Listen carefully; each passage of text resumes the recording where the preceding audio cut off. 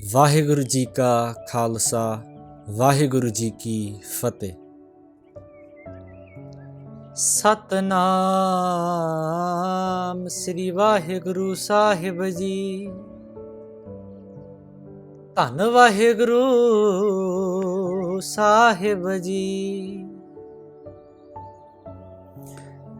ਪੌੜੀ ਨਦਰ ਕਰਹਿ ਜੇ ਆਪਣੀ,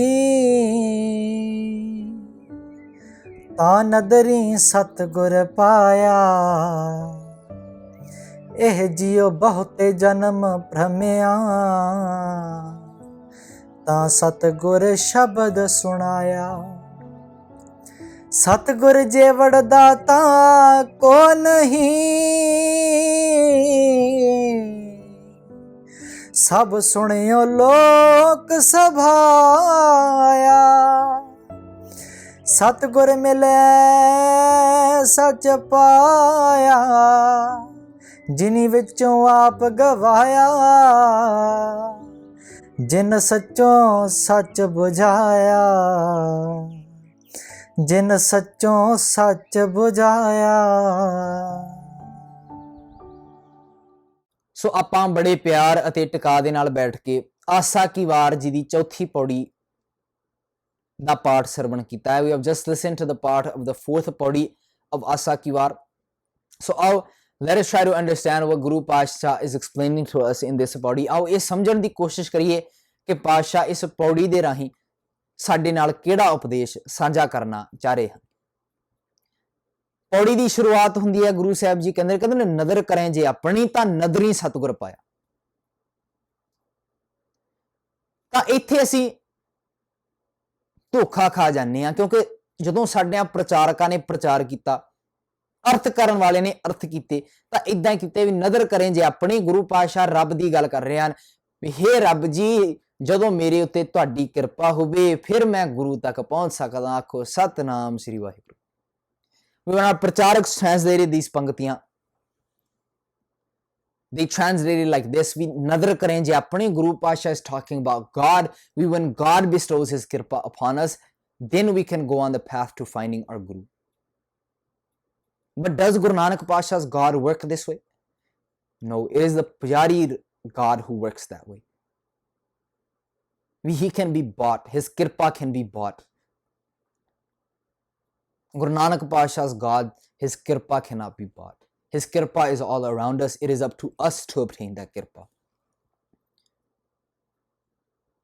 ਵੀ ਜਿਸ ਰੱਬ ਦੀ ਗੱਲ ਗੁਰੂ ਨਾਨਕ ਪਾਤਸ਼ਾਹ ਕਰ ਰਹੇ ਹਨ ਕਿ ਉਹ ਰੱਬ ਇਦਾਂ ਕੰਮ ਕਰਦਾ ਹੈ ਵੀ ਉਹਨੂੰ ਪੈਸੇ ਦੇਵੋ, ਉਹਦੇ ਅੱਗੇ ਅਰਦਾਸਾਂ ਕਰੋ, ਫਿਰ ਉਹ ਤੁਹਾਡੇ ਉੱਤੇ ਕਿਰਪਾ ਕਰੇਗਾ। ਨਾ ਨਾ ਨਾ ਨਾ, ਉਹਦੀ ਕਿਰਪਾ ਫੈਲੀ ਹੋਈ ਹੈ। ਬਸ ਉਹਨੂੰ ਸਮਝਣ ਦੀ ਲੋੜ ਹੈ ਭਾਈ, ਉਹਨੂੰ ਮਹਿਸੂਸ ਕਰਨ ਦੀ ਲੋੜ ਹੈ। ਕਿਰਪਾ ਹਰੇਕ ਦੇ ਉੱਤੇ ਹੈ। ਬਸ ਜਿਹੜਾ ਬੰਦਾ ਉਸ ਕਿਰਪਾ ਨੂੰ ਸਮਝ ਸਕਦਾ ਹੈ, ਜਿਹੜਾ ਬੰਦਾ ਉਸ ਕਿਰਪਾ ਨੂੰ ਵਰਤ ਸਕਦਾ ਹੈ, ਉਹੀ ਸਫਲਤਾ ਹਾਸਲ ਕਰਦਾ ਹੈ। ਇਸ ਕਰਕੇ ਪਾਤਸ਼ਾਹ ਕਹਿੰਦੇ ਨੇ ਨਦਰ ਕਰੇ ਜੇ ਆਪਣੀ, ਤਾਂ ਨਦਰੀ ਸਤਿਗੁਰ ਪਾਇਆ। Only one who takes the initiative to change his life can change his life for the better. Only one who takes initiative to bring wisdom into his life, who wants to stop living in ignorance, he is the one who can connect himself to that true wisdom. Think about it like this. I want to be a doctor. What do I have to do? I have to take the initiative to becoming a doctor. Take my MCAT, go to med school, do residency, all of that. Right? If I want to be a doctor, I have to take the correct initiative. If I want to be a doctor but find myself studying engineering, can I ever become a doctor? Even if it is what I want, I cannot. Why? Because I did not take the right initiative. If you want to bring wisdom into your life, what step must you take? You must take that step of turning your back on ignorance. turning your back on the darkness and going towards true light, going towards wisdom. ਕਹਿੰਦੇ ਨੇ ਉਹੀ ਬੰਦਾ ਗਿਆਨ ਤੱਕ ਪਹੁੰਚ ਸਕਦਾ ਹੈ ਜਿਹੜਾ ਬੰਦਾ ਗਿਆਨ ਦੇ ਉੱਤੇ ਆਪਣੀ ਨਿਗਾਹ ਰੱਖੇ। ਹੁਣ ਮੰਨ ਲਓ ਮੈਂ ਡਾਕਟਰ ਬਣਨਾ ਚਾਹੁੰਦਾ, ਡਾਕਟਰ ਜੇ ਮੈਂ ਬਣਨਾ ਚਾਹੁੰਦਾ ਵਾਂ, ਮੈਨੂੰ ਡਾਕਟਰੀ ਦੇ ਉੱਤੇ ਨਿਗਾਹ ਰੱਖਣੀ ਪਵੇਗੀ, ਭਾਵ ਮੈਨੂੰ ਡਾਕਟਰੀ ਦੇ ਵੱਲ ਇੱਕ ਕਦਮ ਚੱਕਣਾ ਪਵੇਗਾ।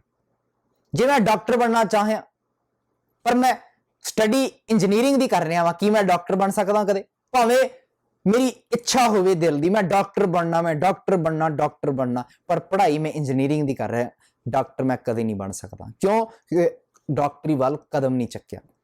ਜੇ ਬੰਦਾ ਚਾਹੇ ਮੈਂ ਗਿਆਨ ਹਾਸਲ ਕਰਨਾ ਚਾਹੁੰਦਾ, ਮੈਂ ਸਤਿਗੁਰ ਤੱਕ ਪਹੁੰਚਣਾ ਚਾਹੁੰਦਾ ਵਾਂ, ਪਰ ਉਹ ਅਗਿਆਨਤਾ ਦੇ ਵਿੱਚ ਜ਼ਿੰਦਗੀ ਕੱਟੇ, ਕੀ ਉਹ ਗਿਆਨ ਦੇ ਰਾਹ ਤੇ ਤੁਰ ਸਕਦਾ ਕਦੇ? ਨਹੀਂ, ਕਿਉਂਕਿ ਗਿਆਨ ਵੱਲ ਉਹਦੀ ਨਿਗਾਹ ਨਹੀਂ ਸੀ। ਇੱਛਾ ਸੀ ਪਰ ਨਿਗਾਹ ਨਹੀਂ ਸੀ। You wanted to obtain wisdom, but you did not take initiative. How many of us want to do something, but we do not take initiative? I think all of us can categorize ourselves in that category, right? We want to do something, but we are lazy. We do not want to take initiative. And then down the road, what do we feel? We feel regret. Yeah, if I took initiative, then I could have changed my life for the better. ਇੱਥੇ ਗੁਰੂ ਪਾਤਸ਼ਾਹ ਕਹਿੰਦੇ ਨੇ ਨਜ਼ਰ ਕਰੇ ਜੇ ਆਪਣੀ, ਕਿਸੇ ਨੇ ਤੁਹਾਡੇ ਤੇ ਕਿਰਪਾ ਨਹੀਂ ਕਰਨੀ। No one is going to bestow ਕਿਰਪਾ on you. You have to take initiative to change your life. ਨਜ਼ਰ ਕਰੇ ਜੇ ਆਪਣੀ, and if you take that initiative to bring wisdom into your life, what will happen? ਤਾਂ ਨਦਰੀ ਸਤਿਗੁਰ ਪਾਇਆ। Because of that initiative, because you took that first step, you will obtain what you yearned for. ਜੇ ਬੰਦਾ ਗਿਆਨ ਤੇ ਆਪਦੀ ਨਿਗਾਹ ਰੱਖੇ, ਜੇ ਗਿਆਨ ਵੱਲ ਤੁਰੇ, ਫਿਰ ਕੀ ਹੋਏਗਾ ਜੀ? ਤਾਂ ਨਦਰੀ ਸਤਿਗੁਰ ਪਾਇਆ। ਉਸ ਨਿਗਾਹ ਦੇ ਕਰਕੇ, ਉਸ ਸਟੈਪ ਦੇ ਕਰਕੇ ਬੰਦਾ ਗਿਆਨ ਤੱਕ ਪਹੁੰਚ ਸਕਦਾ ਹੈ। ਨਦਰ ਕਰੇ ਜੇ ਆਪਣੀ ਤਾਂ ਨਦਰੀ ਸਤਿਗੁਰ ਪਾਇਆ। ਫਿਰ ਪਤਾ ਕੀ ਲੱਗਦਾ ਜੀ? ਇਹ ਜਿਉ ਬਹੁਤੇ ਜਨਮ ਭਰਮਿਆ, ਇਹਨੂੰ ਭਰਮਾਇਆ ਗਿਆ, ਇਹਨੂੰ ਡਰਾਵਾ ਦਿੱਤਾ ਗਿਆ ਵੀ ਜੇ ਤੂੰ ਆ ਕਰ ਦਿੱਤਾ ਜੀ ਤਾਂ ਮਰਨ ਤੋਂ ਬਾਅਦ ਆ ਹੋਵੇਗਾ ਤੇਰੇ ਨਾਲ। ਗਿਆਨ ਤੱਕ ਪਹੁੰਚਣ ਨਹੀਂ ਦਿੱਤਾ ਇਹਨੂੰ। When he connected with wisdom, what did he realize? He realized that he was living in doubt all his life. He was living in a delusion. Why? Because the Pujari said, if you question us, if you step outside of your comfort zone, then what will happen? Eh jiyo bahute janam pramya. You will have to face a brutal cycle of reincarnation after death. ਪਾਤਸ਼ਾਹ ਕਹਿੰਦੇ ਨੇ ਭਰਮਾਇਆ ਗਿਆ ਇਹਨੂੰ, ਪਰ ਜਦੋਂ ਗਿਆਨ ਆਇਆ ਫਿਰ ਕੀ ਹੋਇਆ ਜੀ? ਇਹ ਜਿਉ ਬਹੁਤੇ ਜਨਮ ਭਰਮਿਆ। We were living in doubt before. We were living in a delusion before. Why? Because we did not know any better. But if you take that initiative, if you take that step to bringing wisdom into your life, then through true wisdom, what will happen? ਇਹ ਜਿਉ ਬਹੁਤੇ ਜਨਮ ਭਰਮਿਆ ਤਾਂ ਸਤਿਗੁਰ ਸ਼ਬਦ ਸੁਣਾਇਆ। ਫਿਰ ਉਸ ਗਿਆਨ ਨੇ ਇਹਨੂੰ ਇਹ ਸਿੱਖਿਆ ਦੇ ਦਿੱਤੀ। And then by connecting himself to true wisdom, he obtained this teaching. ਆ ਸਿੱਖਿਆ ਉਹਨੇ ਹਾਸਲ ਕੀਤੀ ਗਿਆਨ ਰਾਹੀਂ। ਉਹ ਸਿੱਖਿਆ ਕਿਹੜੀ ਸੀ? ਕਿ ਸਤਿਗੁਰ ਜੀਵੜ ਦਾਤਾ ਕੋ ਨਹੀਂ, ਸਭ ਸੁਣਿਓ ਲੋਕ ਸੁਭਾਇਆ। ਕਿ ਗਿਆਨ ਦੇ ਬਰਾਬਰ ਕੋਈ ਹੋਰ ਸ਼ੈ ਹੀ ਨਹੀਂ ਇੱਥੇ। ਕਿਉਂਕਿ ਜਦੋਂ ਬੰਦਾ ਗਿਆਨ ਜ਼ਿੰਦਗੀ ਵਿੱਚ ਲਾਗੂ ਕਰਦਾ ਨਾ, ਜਿਹੜੀ ਉਹ ਸੰਤੁਸ਼ਟੀ ਮਹਿਸੂਸ ਕਰਦਾ ਹੈ, ਜਦੋਂ ਭਰਮਾਂ ਦੀ ਪੱਟੀ ਦਾ ਲਿਥ ਜਾਂਦੀ ਹੈ, ਜਿਹੜਾ ਜਿਹੜੀ ਫੀਲਿੰਗ ਉਦੋਂ ਬੰਦੇ ਨੂੰ ਮਹਿਸੂਸ ਹੁੰਦੀ ਹੈ ਨਾ, ਉਹ ਕਿਸੇ ਹੋਰ ਫੀਲਿੰਗ ਦੇ ਬਰਾਬਰ ਨਹੀਂ। ਕਿਉਂਕਿ ਬੰਦੇ ਨੂੰ ਪਤਾ ਲੱਗ ਜਾਂਦਾ ਯਾਰ ਆਹ ਅਸਲੀਅਤ ਹੈ। ਅਸਲੀਅਤ ਤੱਕ ਜਦੋਂ ਬੰਦਾ ਪਹੁੰਚ ਜਾਂਦਾ, ਬਹੁਤ ਸੰਤੁਸ਼ਟੀ ਮਿਲਦੀ। ਫਿਰ ਸਤਿਗੁਰ ਜੀਵੜ ਦਾਤਾ ਕੋ ਨਹੀਂ, ਕਹਿੰਦੇ ਨੇ ਗਿਆਨ ਦੇ ਬਰਾਬਰ ਕੁਛ ਨਹੀਂ ਇੱਥੇ। There is nothing comparable to bringing true wisdom into your life. ਹੁਣ ਗਿਆਨ ਨੂੰ ਜ਼ਿੰਦਗੀ ਵਿੱਚ ਲਾਗੂ ਕਰਨ ਦੀ ਅਹਿਮੀਅਤ ਕੀ ਹੈ, ਮਹਾਨਤਾ ਕੀ ਹੈ? Why is it necessary to bring wisdom into your life? Because Pasha says, Satgur mile sach paya. By connecting yourself to true wisdom, you understand what reality is. ਸੱਚੇ ਗਿਆਨ ਦੇ ਨਾਲ ਜੁੜ ਕੇ ਬੰਦੇ ਨੂੰ ਅਸਲੀਅਤ ਪਤਾ ਲੱਗ ਜਾਂਦੀ ਹੈ। ਕਦੇ ਪੁੱਛ ਕੇ ਦੇਖੋ, ask someone who was living in ignorance before how his life was then, and when he brought true wisdom into his life, how his life changed for the better. ਕਦੇ ਪੁੱਛ ਕੇ ਦੇਖੋ ਭਾਈ ਲਹਿਣਾ ਜੀ ਨੂੰ, ਦੇਵੀ ਤੇ ਨੱਚਦੇ ਰਹੇ ਸਨ ਉਹ, ਪਰ ਜਦੋਂ ਗਿਆਨ ਆਇਆ ਜ਼ਿੰਦਗੀ ਵਿੱਚ ਫਿਰ ਹਿੱਕ ਠੋਕ ਕੇ ਕਹਿਣ ਲੱਗ ਪਏ ਕਿ ਕਿਸ ਹੀ ਕੋਈ ਕੋਏ ਮੰਝ ਨਿਮਾਣੀ ਇੱਕ ਤੂੰ, ਕਿਉਂ ਨਾ ਮਰੀਜੈ ਰੋਏ ਜਾਂ ਲੱਗ ਚਿੱਤ ਨਾ ਆਵੇ।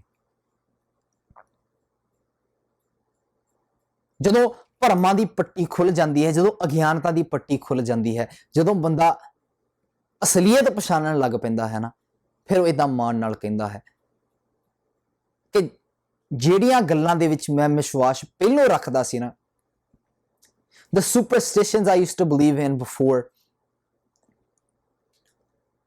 ਜਿਹੜੀਆਂ ਮਨੌਤਾਂ ਦੇ ਵਿੱਚ ਮੈਂ ਪਹਿਲੋਂ ਵਿਸ਼ਵਾਸ ਰੱਖਦਾ ਸੀ ਨਾ, the lies I used to believe in before, ਵੀ ਇਹ ਜਿਉ ਬਹੁਤੇ ਜਨਮ ਭਰਮਿਆ, the lies that were told to me that if I question something, if I try to obtain wisdom, I will be put in a cycle of reincarnation. ਜਿਹੜਾ ਭਰਮ ਮੈਨੂੰ ਦਿੱਤਾ ਗਿਆ ਕਿ ਜੇ ਤੂੰ ਸਵਾਲ ਕੀਤਾ, ਜੇ ਤੂੰ ਗਿਆਨ ਤੇ ਨਿਗਾਹ ਰੱਖੀ, ਜੇ ਤੂੰ ਕਦਮ ਚੱਕਿਆ ਮੈਂ ਗਿਆਨ ਹਾਸਲ ਕਰਨਾ ਚਾਹਣਾ ਜ਼ਿੰਦਗੀ ਦੇ ਵਿੱਚ, ਤਾਂ ਡਰ ਦਿੱਤਾ ਗਿਆ ਕਿ ਇਹ ਜਿਉ ਬਹੁਤੇ ਜਨਮ ਭਰਮਿਆ, ਤੈਨੂੰ ਜੰਮਣ ਮਰਨ ਦੇ ਚੱਕਰ ਦੇ ਵਿੱਚ ਪਾਇਆ ਜਾਵੇਗਾ। ਪਰ ਪਾਤਸ਼ਾਹ ਕਹਿੰਦੇ ਨੇ ਨਹੀਂ, ਸਤਿਗੁਰ ਮਿਲੇ, ਜਦੋਂ ਗਿਆਨ ਆ ਗਿਆ ਫਿਰ ਅਸਲੀਅਤ ਪਤਾ ਲੱਗ ਗਈ, ਫਿਰ ਭਰਮ ਟੁੱਟ ਗਏ। ਫਿਰ ਫੂਟੋ ਆਂਡਾ ਭਰਮ ਕਾ ਮਨ ਹੈ ਭਇਓ ਪ੍ਰਗਾਸ, ਕਾਟੀ ਬੇਰੀ ਪਗਾਂ ਤੇ ਗੁਰ ਕੀਨੀ ਬੰਦ ਖਲਾਸ, ਆਵਣ ਜਾਣ ਰਹਿਓ। ਪਤਾ ਲੱਗ ਗਿਆ, ਅਸਲੀਅਤ ਪਤਾ ਲੱਗ ਗਈ, ਤਪਤ ਕੜਾਹਾ ਬੁਝ ਗਿਆ। ਵਕਾਰਾਂ ਕਰਕੇ ਤੰਗੀ ਹੋ ਰਹੀ ਸੀ, ਪੁਜਾਰੀ ਢਾਂਚੇ ਤੋਂ ਹੁਣ ਮੁਕਤੀ ਮਿਲ ਗਈ, ਤਪਤ ਕੜਾਹਾ ਬੁਝ ਗਿਆ। ਕਿਉਂ? ਗੁਰ ਸ਼ੀਤਲ ਨਾਮ ਦਿਓ। ਸੱਚੇ ਗਿਆਨ ਨਾਲ ਜੁੜ ਕੇ ਮੈਨੂੰ ਅਸਲੀਅਤ ਪਤਾ ਲੱਗ ਗਈ। ਸਤਿਗੁਰ ਮਿਲਿਆ ਸੱਚ ਪਾਇਆ, ਜਿਨੇ ਵਿੱਚੋਂ ਆਪ ਗਵਾਇਆ, ਜਿਨੇ ਸੱਚੋ ਸੱਚ ਬੁਝਾਇਆ। ਤੇ ਜਿਨ੍ਹਾਂ ਨੂੰ ਅਸਲੀਅਤ ਪਤਾ ਲੱਗ ਗਈ, ਫਿਰ ਉਹ ਮੁੜ ਦੁਬਾਰਾ ਅਗਿਆਨਤਾ ਵੱਲ ਨਹੀਂ ਜਾਂਦੇ। And the ones who know reality, the ones who connect with reality, they will not want to go back to living how they lived. ਫਿਰ ਉਹਨਾਂ ਨੂੰ ਇਦਾਂ ਲੱਗੇਗਾ ਕਿ ਯਾਰ ਜਿਹੜੀ ਮੈਂ ਜ਼ਿੰਦਗੀ ਪਹਿਲੋਂ ਜੀ ਰਿਹਾ ਸੀ ਉਹ ਜ਼ਿੰਦਗੀ ਨਹੀਂ ਸੀ, ਉਹ ਤਾਂ ਨਰਕ ਸੀ। ਆ ਜ਼ਿੰਦਗੀ ਦਾ ਤੱਤ ਹੁਣ ਮਹਿਸੂਸ ਹੋਇਆ, ਅਸੰਤੁਸ਼ਟੀ ਹੁਣ ਮਹਿਸੂਸ ਹੋਈ। ਸੋ ਇਸ ਕਰਕੇ ਆਓ, let us connect with that wisdom that Guru Granth Sahib Paatshah teaches us to connect with. ਆਓ ਗੁਰਬਾਣੀ ਪੜ੍ਹ ਕੇ, ਵਿਚਾਰ ਕੇ, ਆਜ਼ਾਦੀ ਨਾਲ ਆਪਣੇ ਫੈਸਲੇ ਆਪ ਲਈਏ, ਜਿਵੇਂ ਕਿ ਸਾਡਿਆਂ ਪਾਤਸ਼ਾਹ ਨੇ ਲਏ ਸਨ। ਇਹ ਸਮਝਣ ਦੀ ਕੋਸ਼ਿਸ਼ ਕਰੀਏ ਕਿ ਅੱਜ ਦੀ ਡੇਟ ਵਿੱਚ ਸਾਡੀਆਂ ਜ਼ਿੰਮੇਵਾਰੀਆਂ ਕੀ ਹਨ, ਉਹਨਾਂ ਨੂੰ ਨਿਭਾਉਣ ਦੀ ਕੋਸ਼ਿਸ਼ ਕਰੀਏ, ਜਿਵੇਂ ਕਿ ਸਾਡਿਆਂ ਪਾਤਸ਼ਾਹ ਨੇ 500 ਸਾਲ ਪਹਿਲਾਂ ਸਮਾਜ ਨੂੰ, ਦੁਨੀਆ ਨੂੰ ਨਿਭਾ ਕੇ ਵਿਖਾਈਆਂ। ਅੱਜ ਲਈ ਇੰਨੀਆਂ ਕੁ ਬੇਨਤੀਆਂ ਪ੍ਰਵਾਨ ਕਰਨੀਆਂ ਜੀ। ਦਿਓ ਇਜਾਜ਼ਤ, ਬੁਲਾਓ ਫਤਿਹ। ਵਾਹਿਗੁਰੂ ਜੀ ਕਾ ਖਾਲਸਾ, ਵਾਹਿਗੁਰੂ ਜੀ ਕੀ ਫਤਿਹ ਜੀ।